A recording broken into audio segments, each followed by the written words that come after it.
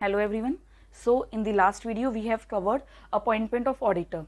Only one last topic is left under appointment of auditor. So let's cover that topic in this video.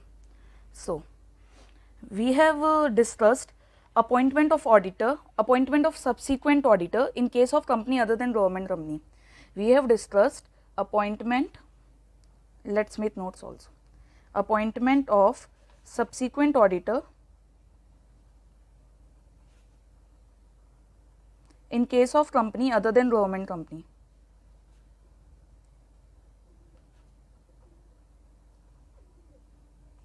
So what we have learnt under this, first quote the section also, section 139 subsection 1, section 139 subsection 1.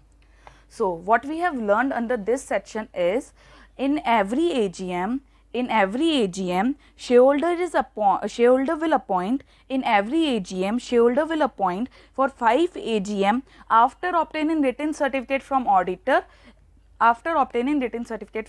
appoint and subsequent auditor. So इसमें ये बताया कि AGM में appoint होगा, 5 AGM के लिए appoint होगा, ठीक है, बट वो कौन सा पर्सन होगा, वो पर्सन आएगा कैसे, वो सब जो है वो सब हमारा लिखा है रूल 3 एंड रूल 4 में.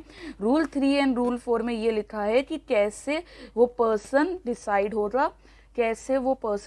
होगा, और क्या क्या रिक्वायरमेंट्स होंगी. Okay, so rule 3 and rule 4 हमने उस टाइम पे नहीं पढ़े थे. अब आज हम देखते हैं रूल 3 एंड रूल 4 होता क्या है. उससे पहले एक नॉर्मल प्रोविज़न जो हमारा सब्सिक्वेंट ऑडिटर अपॉइंट करने के लिए होता है वो क्या था. नॉर्मल प्रोविज़न था अपना, what was the normal provision. Normal provision था हर एक कंपनी अपनी फर्स्ट एजीएम पे, अपॉइंट करेगी, हर एक कंपनी अपने फर्स्ट एजीएम पे अपॉइंट करेगी आइदर इंडिविजुअल और a firm, as an auditor of the company. और ये जो पर्सन है, ये जो इंडिविजुअल है और ये जो फर्म है, ये कब तक होल्ड करेंगे office, till the conclusion of sixth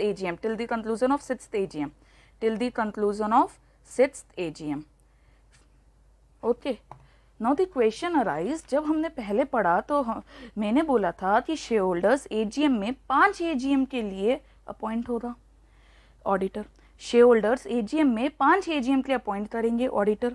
अब मैं यहाँ बोल रही हूँ कि हर एक कंपनी अपनी फर्स्ट एजीएम में अपॉइंट करेगी एक इंडिविजुअल या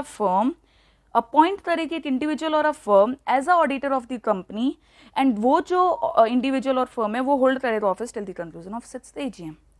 हाउ इट इज पॉसिबल, एक जगह 5 एजीएम, एक जगह सिक्स्थ एजीएम तक. सो जो हमने पहले पढ़ा था वो हमने पढ़ा था 5 एजीएम के लिए, ना कि 5th एजीएम तक. फॉर 5 एजीएम पढ़ा था, ना कि till 5th AGM. there is a difference between for 5 AGM and till 5th AGM and you know that well. So ये फर्स्ट एजीएम हुई अपनी, ठीक है, ये यहाँ पर फर्स्ट एजीएम हो गई. अब 5 साल के लिए तो सेकेंड, थर्ड, फोर्थ, फिफ्थ, यहाँ 5th एजीएम हो गई.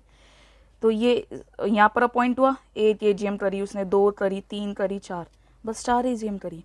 तो अगर हम यहाँ बोलते till the conclusion of 5th AGM तो दोनों प्रोविजन कॉन्ट्राडिक्ट कर जाते, तो इसीलिए यहाँ यूज होता है till the conclusion of 6th AGM. So now see, first AGM 1 AGM उसने करी, second, third, fourth, fifth. Okay, I hope this is clear. तो नॉर्मल प्रोविजन क्या होता है, every company shall at the first AGM appoint an individual और a firm as a auditor of the company till the conclusion of 6th AGM. An auditor shall hold office till the conclusion of 6th AGM. Okay, done. Now अब इतना provision आ गया तो rule 3 and rule 4 की जरूरत कहाँ है. Rule 3 and rule 4 की जरूरत है. अब ये तो आ गया, पर अपॉइंट किसे करेंगे, वो कौन डिसाइड करेगा कि किसे अपॉइंट करें. तो रूल 3 बताता है हम किसे अपॉइंट करें. अब रूल 3 में भी 2 केसेस आते हैं. ऑडिट कमेटी का नाम तो सुना ही होगा, सेक्शन 177, द फेमस सेक्शन 177. तो रूल 3 ने जो बाइफर्केशन किया वो किया on the basis of requirement to constitute audit committee. So If a company is required to constitute audit committee, then what will be the provision? And if a company is not required to constitute an audit committee under section 177, then what will be the provision? So we will learn there. So easy क्या है? Easy हमेशा क्या होता है? नहीं वाला. So easy क्या है? Just a second. हाँ. So easy क्या है? Other audit committee, other 8 seconds.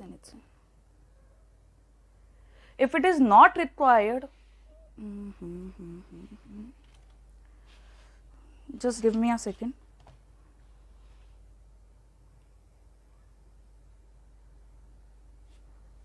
Okay, now I think it's fine. Okay, done. Okay, so if a company is not required to constitute audit committee, हमेशा हमने देखा है वो चीज़ इजी होती है जहाँ नॉट आ जाता है, जहाँ करनी है वो तो थोड़ा सा लेंदी प्रोसीजर होता है. ठीक है. सो हम सबसे पहले देखते हैं कि अगर भाई ऑडिट कमेटी कॉन्स्टिट्यूट करने की रिक्वायरमेंट नहीं है, अगर ऑडिट कमेटी कॉन्स्टिट्यूट करने की रिक्वायरमेंट नहीं है तो किस तरीके से अपॉइंटमेंट होगा सब्सिक्वेंट ऑडिटर का, तो किस तरीके से अपॉइंटमेंट होगा. एंड रिमेंबर दैट कि ये जो सब्सिक्वेंट ऑडिटर है वो गवर्नमेंट कंपनी का नहीं है, ये किसका है? In case of a company other than government company, so अगर ऑडिट कमेटी कॉन्स्टिट्यूट नहीं होना है तो जो बीओडी जो है वो रिकमेंड करेगा ऑडिटर कंपनी को, किस लिए? ताकि वो अपॉइंटमेंट हो सके. अब अपॉइंटमेंट ईजीएम में होता है या एजीएम में? ये उस क्लास में हमने देखा था. अपॉइंटमेंट एजीएम में होता है या ईजीएम में? अपॉइंटमेंट इन एजीएम. बीओडी रिकमेंड करेगा ऑडिटर कंपनी को ताकि उस ऑडिटर का अपॉइंटमेंट होना है या नहीं होना वो डिसाइड कर सकें एजीएम में. ओके. अब बीओडी की रिकमेंडेशन के बाद क्या? अब हमने इसमें एक नॉर्मल प्रोविजन हमने पढ़ा था उस दिन कि written consent of the auditor is must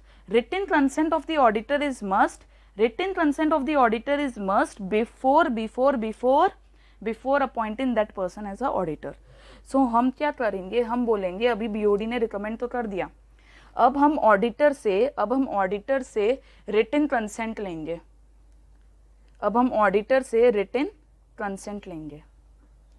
अब इस रिटन कंसेंट में क्या क्या लेना होता है?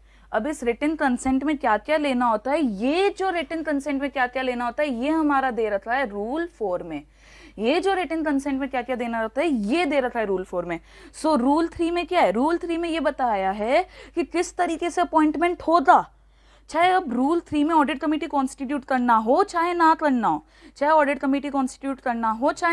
हो, ठीक है. रूल 4 की रिक्वायरमेंट तो आएगी क्योंकि बेसिक प्रोविजन ही है कि हमको रिटन कंसेंट लेना है. बेसिक प्रोविजन ही ये बोलता है कि written consent from auditor is necessary to appoint an auditor. Okay. So rule 3 में ऑडिट कमेटी कॉन्स्टिट्यूट होगा या ना हो डजंट मैटर. सेक्शन 177 में ऑडिट कमेटी कॉन्स्टिट्यूट हो या ना हो डजंट मैटर. रूल 4 तो अपना आएगा ही आएगा अगर 139(1) की बात हो रही है. Okay, this is clear. अब 177 ऑडिट कमेटी कॉन्स्टिट्यूट नहीं करना है कंपनी को, तो बीओडी की बारी आई. बीओडी ने रिकमेंड किया ऑडिटर कंपनी को, किस लिए? क्या? अपॉइंटमेंट के लिए. क्या? ऑब्वियसली हम यहाँ अपॉइंटमेंट की बात कर रहे हैं तो अपॉइंटमेंट के लिए ही होगा जो भी होगा. फिर ऑडिटर से हमने प्रायर रिटन कंसेंट ले लिया अपॉइंटमेंट करने से पहले ही. और इस रिटन कंसेंट में हमको क्या क्या लिखना है ये लिखा है रूल 4 में. रूल 4 अभी बाद में देखेंगे, अभी बस रूल 3 देख रहे हैं. Done, this much is done. Next, अब हमने रिटन कंसेंट भी ले लिया. अब हम क्या करेंगे? ठीक है. अब जो है अगर अपॉइंटमेंट हो जाता है एजीएम पे, so let's say mister H recommend करा बीओडी ने, to be appointed as auditor of the company. अब ये मेंबर्स का चॉइस है कि वो मिस्टर एच को अपॉइंट करें या ना करें. और ये मिस्टर एच का चॉइस है, वो अगर रिटन कंसेंट देता है तभी हम अपॉइंट करेंगे, विदाउट रिटन कंसेंट हम नहीं करेंगे। तो मेंबर्स और मिस्टर एच के ऊपर हो गया, और सबसे ज़्यादा क्या हो गया, मेंबर्स। अगर मेंबर्स को लगता है मिस्टर एच अपॉइंट करना है तो वो करेगा।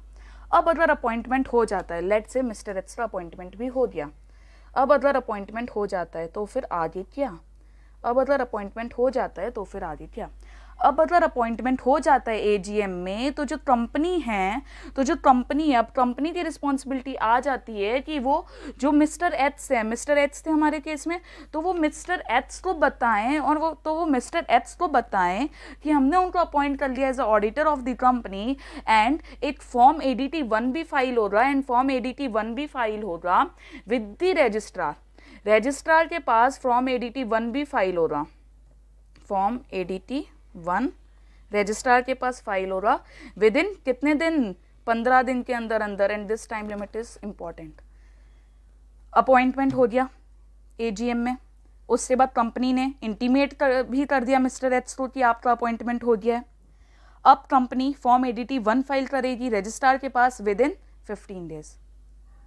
ओके, अब अगर ये आईएफएससी कंपनी होती, अगर ये आईएफएससी कंपनी होती, अगर ये आईएफएससी कंपनी होती, तो आईएफएससी कंपनी को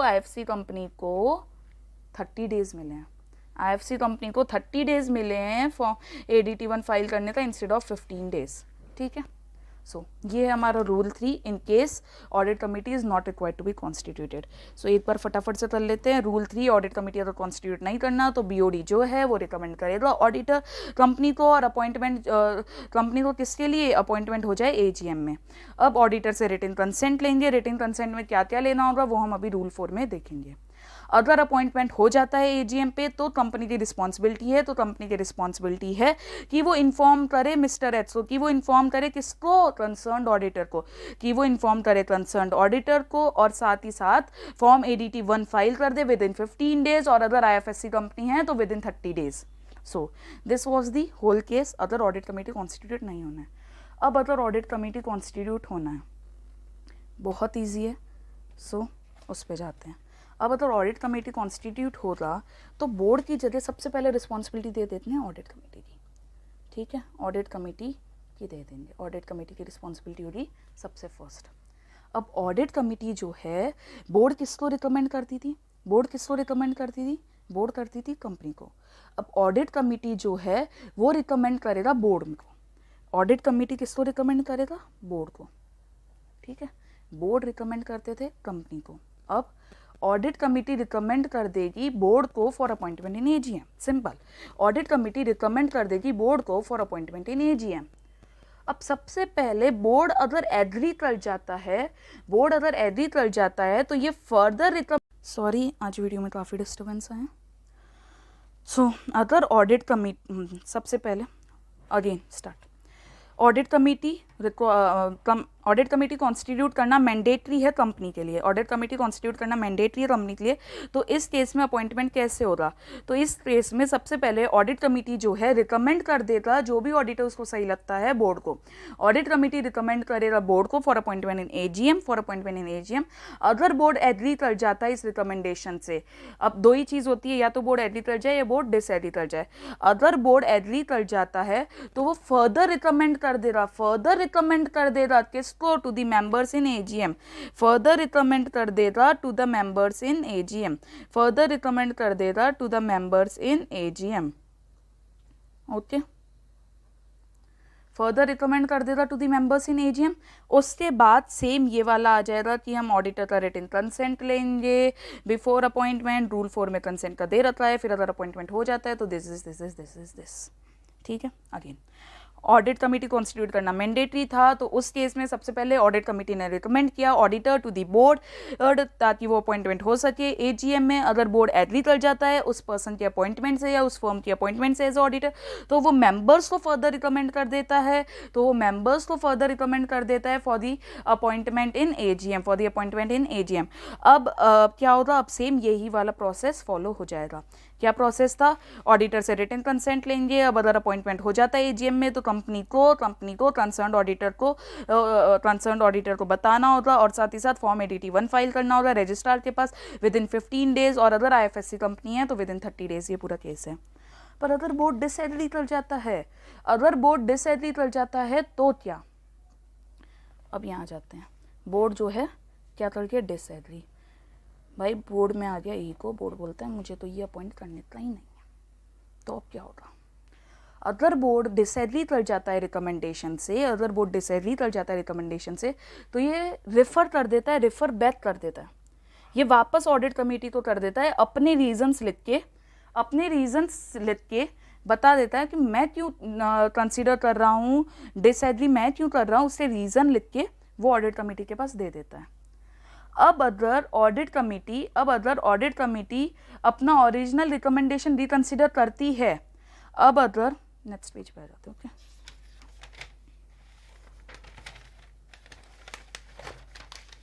वेयर वर वी, तो हम थे ऑडिट कमेटी,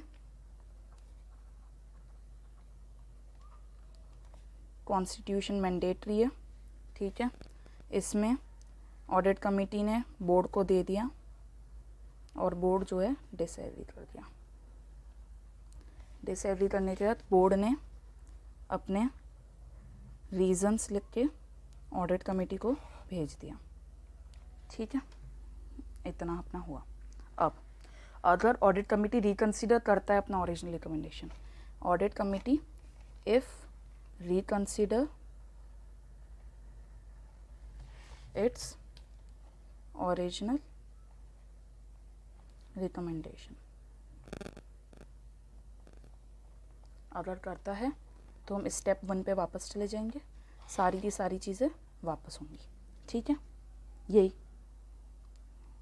क्या वापस होंगी, वो अगेन बोर्ड को दूसरा पर्सन करेगा, फिर बोर्ड वापस देखेगा एग्री करना है डिसएग्री करना है, और ये वाला चलता रहेगा। और अगर ऑडिट कमेटी नहीं करता, उसकी भी तो मर्जी है, वो बोल रहा है कि मैं नहीं कर रहा है, ठीक है। इफ़ ऑडिट कमेटी रिकंसीडर नहीं कर रहा है, ऑडिट कमेटी रिकंसीडर नहीं कर रहा है, तो बोर्ड क्या करेगा। अब बोर्ड क्या करेगा, अगर ऑडिट कमेटी रिकंसीडर नहीं करता तो बोर्ड क्या करेगा, बोर्ड सिंपली अपने रीजंस लिखेगा, बोर्ड सिंपली अपने रीजंस रिकॉर्ड कर लेगा, बोर्ड सिंपली अपने रीजंस रिकॉर्ड कर लेगा ये क्यों वो डिसएग्री कर रहा है, और अपने ओन रिकमेंडेशंस भेज देगा।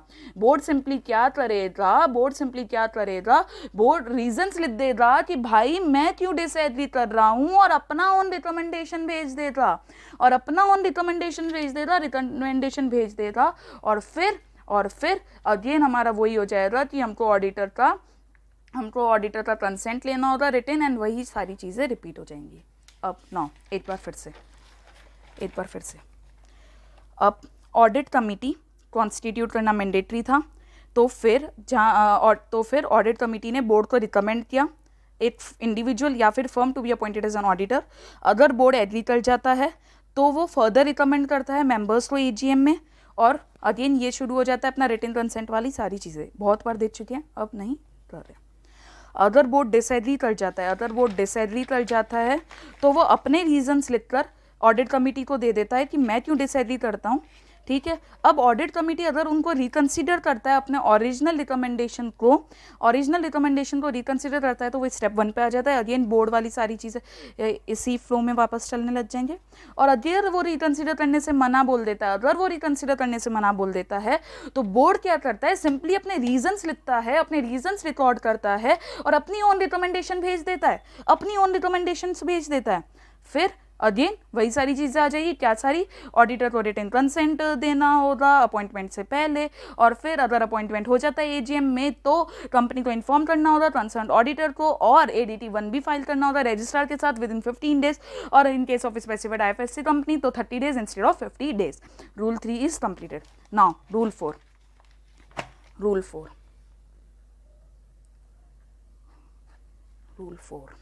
4 में हमको क्या देखना था, कंटेंट्स क्या हैं, क्या कंटेंट्स हैं ऑफ सर्टिफिकेट्स ऑफ ऑडिटर, जो हम सर्टिफिकेट ऑब्टेन कर रहे हैं उससे कंटेंट क्या क्या हैं, जो हम सर्टिफिकेट ऑब्टेन कर रहे हैं उसके कंटेंट्स क्या क्या हैं। सो बेसिकली डी पॉइंट्स हैं।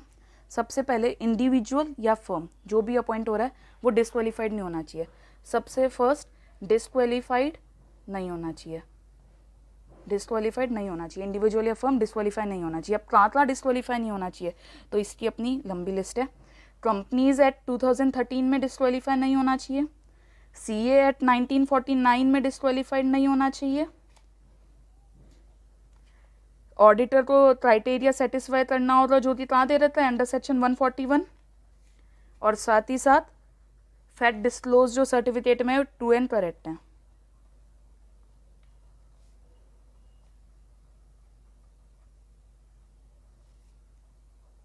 ट्रू एंड करेक्ट है। ओके क्या बोल रहा है रूल 4 में कंटेंट में सबसे पहले भैया आप डिस्क्वालीफाई नहीं होने चाहिए हो, आप इंडिविजुअल हो या फर्म हो आप डिस्क्वालीफाई नहीं होने चाहिए हो, आप कंपनीज एक्ट 2013 के अंदर डिस्क्वालीफाई नहीं होने चाहिए हो, आप सी एक्ट 1949 के अंदर डिस्क्वालीफाई नहीं होने चाहिए हो, ऑडिटर का जो भी क्राइटेरिया है जो 141 में दे रखा है वो सेटिस्फाई होना चाहिए, और जो फैक्ट डिस्क्लोज किया आपने सर्टिफिकेट में वो ट्रू एंड करेक्ट होने चाहिए, ट्रू एंड फेयर नहीं, true and correct. There is a difference between true and fair and true and correct. If you want to know the difference please write in the comment box. Then second क्या है, ये जो appointment हो रहा है, ये जो propose appointment हो रहा है अपना, ये जो प्रपोज अपॉइंटमेंट हो रहा है ऑडिटर अपने सर्टिफिकेट में लिख के दे रहा है, ये जो प्रपोज अपॉइंटमेंट हो रहा है ये एज पर दी टर्म्स हो रहा है, एज पर दी टर्म्स हो रहा है जो हमारे एक्ट में लिखा है, as per the terms under the act, as per the terms under the act. ये जो प्रपोज अपॉइंटमेंट हो रहा है ये as per the terms under the act हो रहा है। ओके और ये जो हो रहा है ये विद इन दी लिमिट है। अब ऑडिटर के लिए लिमिट भी दे रखी है, पब्लिक कंपनी के लिए इतनी और ये सब, ठीक है। ये जो है ये विद इन दी लिमिट है, इससे ज़्यादा हम साइन नहीं कर रहे, laid down by under the act. और लास्ट में कोई प्रोसीडेंस नहीं हुई है, कोई प्रोसीडेंस चल तो नहीं रही है अगेंस्ट ऑडिटर, कोई प्रोसीडेंस नहीं चल रही होनी चाहिए अगेंस्ट ऑडिटर, ठीक है। तो वो 4 चीज़ें देगा। सबसे पहले वो ऑडिटर क्या बताया था अपने सर्टिफिकेट में, वो डिस्क्वालीफाइड नहीं है, ना कि कंपनीज एक्ट में, ना सी एक्ट 1949 में, सारी क्राइटेरिया फॉलो कर रहा है जो 141 में दे रखी है, फैक्ट डिस्क्लोज जो किए हैं उसने अपने सर्टिफिकेट में ट्रू एंड करेक्ट है, true and correct, true and correct, true and correct, true and fair नहीं, ट्रू एंड करेक्ट है, बिल्कुल सही है। प्रपोज अपॉइंटमेंट जो है ये with in the as per the terms है जो एक्ट में दे रखे हैं, विद इन दी लिमिट हो रहा है और उसके अगेंस्ट कोई भी प्रोसीडेंस नहीं चल रही है, उसके अगेंस्ट कोई भी प्रोसीडेंस नहीं चल रही है। So here we end up for the whole section 139 appointment of auditor अपना यहाँ खत्म होता है। एक क्विक फैक्ट, फॉरेन कंपनीज को भी ऑडिट कराना है और वो भी एक सीए से, फॉरेन कंपनीज को भी ऑडिट कराना होता है सीए से। Okay thank you, bye bye.